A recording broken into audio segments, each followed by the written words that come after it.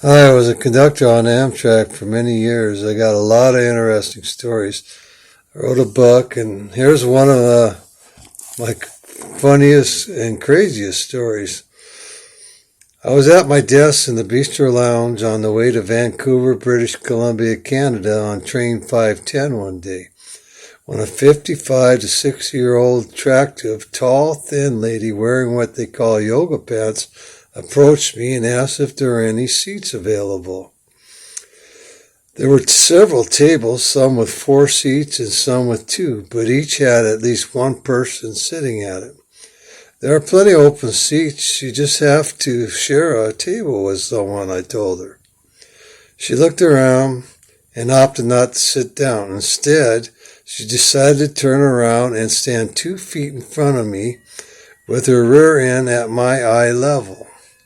I was tempted to have her sit in the other seat at my desk, but wisdom prevailed. After a while, she started doing some yoga-type moves. Then she would stop and play with her smartphone a bit before going back to the yoga moves. When the train hit rough track, she would brace her pelvis up against the bulkhead of the seat in front of me to steady herself before continuing with her yoga moves. Every now and then, reaching around to adjust her underwear. I got up some 3 different times to make PA announcements, and when I returned, she was still positioned in the same spot doing yoga. After about 15 minutes, she took a seat with a slightly younger man. I later saw them sitting together in the coaches. I'm not making this up.